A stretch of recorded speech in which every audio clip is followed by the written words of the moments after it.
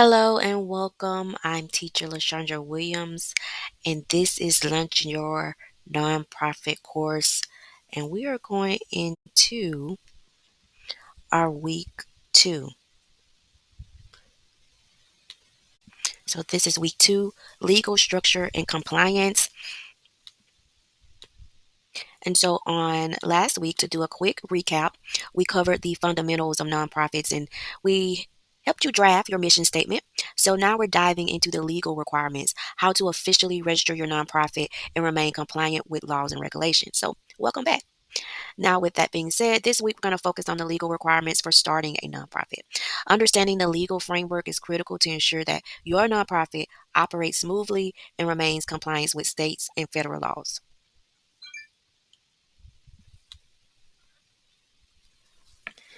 So, your legal structure determines how your nonprofit operates and qualifies for tax exemption status.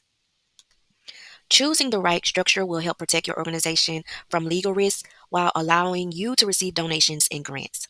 Now, while we don't give legal advice or legal instructions, we do advise you to get a legal representative for your nonprofit because choosing the right legal structure for your nonprofit is crucial. Your legal status affects your organization's ability to receive funding, as well as tax exemptions and governance policies. Without proper registration, you risk losing credibility and missing out on opportunities to grow. Sorry, just got stuck on that word. Your legal requirements for starting a nonprofit, you should know like what is the cause of the problem that you're trying to solve and things of that nature. So there are a few key steps to making your nonprofit official. First, you should already have your unique name for your nonprofit. And remember, I told you on last week to make sure you search in your state as well as search the trademark website to know that your name is not being used by another company or agency. And so you can search statewide. I know in Florida we use somebiz.org. And so choosing that unique name for your nonprofit. Also, you're going to file your articles of incorporation with your state, and I'll provide you with a copy or a sample of filing articles of incorporation in your state.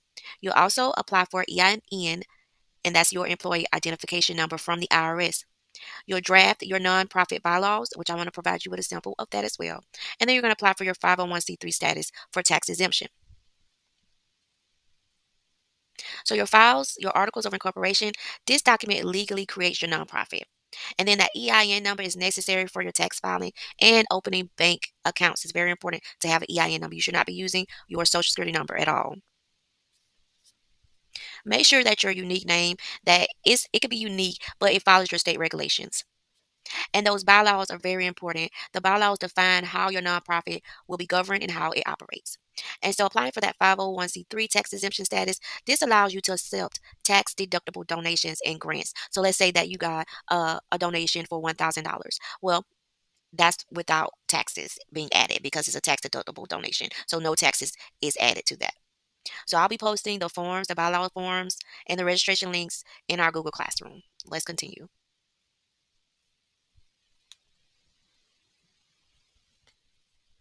Now, here I list the steps to registering your nonprofit. I kind of just already went over them, but I wanted to list them here so that you'll be able to see, just in case if you wanted to screenshot the information. So just know it's necessary steps to protect your organization legally that you have all this information completed before you're up and operating and providing your programs and services. Now, I know you probably may have already been, some people are already operating in a purpose. They're helping out in the community. They are giving away clothes. They're fixing plates. You may be already operating, but to legally become a nonprofit, these are the steps. Now, every state has different requirements for nonprofits. Some states require additional paperwork like registration fees, annual reporting, like Florida requires annual reporting. So it's important to research your state regulations. And I'll put the link to each state in the Google Classroom. Now, each state has its own regulations for nonprofit registration. Some states require nonprofits to register separately for charitable solicitations, which Florida requires a separate registration, while others mandate annual reports and fees. So it's essential to check with your Secretary of State office to ensure compliance. Now, remember, I just spoke about your bylaws. Your bylaws serve as the rule book for your nonprofit. They define your leadership roles, decision making process. It's like you're starting it from the ground up and you're putting everything in order, and that's what your bylaws represent.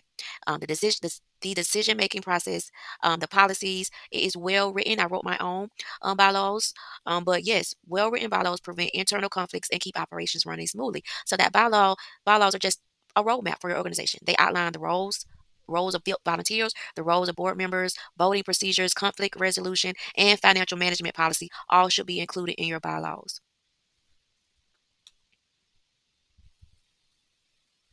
So these are the key sections of nonprofit bylaws. And like I mentioned, I'm going to have a copy or a sample that you can see, but this is the information that should be a part of your bylaws. Now you can add more information as you structure it, but this is the key sections that should already be a part of your bylaws. Next, moving on to our applying for 501c3 status. To obtain tax exempt status, your nonprofit must file that Form 1023-1023 with the IRS. This process can take several months, but once approved, your nonprofit can receive tax deductible donations and qualify for grant funding. Now, to obtain tax exempt status, you must file IRS Form 1023 or Form 1023EZ, depending on your revenue projections. The application process requires detailed documents about your mission, activities, and financial plans. But just know once you're approved, you will be exempt from federal income taxes and eligible for grants and donations. So, after registering your nonprofit, you will file what is called an annual report and financial disclosures to maintain compliance. Failure to do this can result in fines and you can lose your tax exempt status. So, keep detailed records of your nonprofit activities to ensure that you are being transparent about your financial reports. Now, even after registering, nonprofits must file that annual report. That's very important. And the most common requirement is the IRS Form 990, which provides a transparency of your organization finances.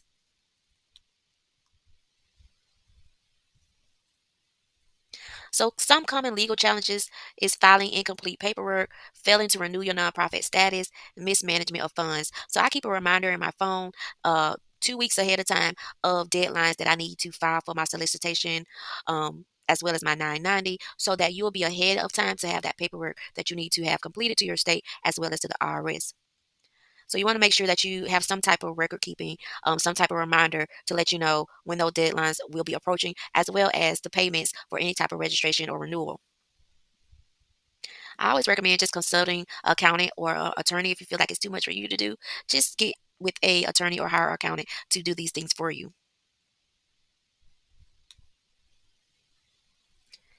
So this week, I want you to set aside some time to research the nonprofit registration process in your state. Also, look up your state filing fees and the reporting requirements and any additional forms needed for your particular state. That is your homework for this week. I'll go ahead and post the homework in the Google Classroom. I've already put the discussions there for this week, but I'll go ahead and put this as well. Now, if you have questions, make sure you post them in the Google Classroom. And I hope that you all have a great week this week. That's it for this week. By now, I want you to have a full understanding of the legal steps to forming a nonprofit. I also have a breakdown in the Google Classroom so you can review because I know listening to me talk and looking at slides, like, oh wait, I can't remember exactly what was the next step. So I always like to put in the Google Classroom. Sorry, you all, my sinuses are just everywhere. I just like to have in the Google Classroom an overview, the next steps, and your homework assignment so you can follow along. Moving into next week, we'll discuss how to build a strong board of directors and operation structures. I hope you all have a blessed day, and I'll see you then.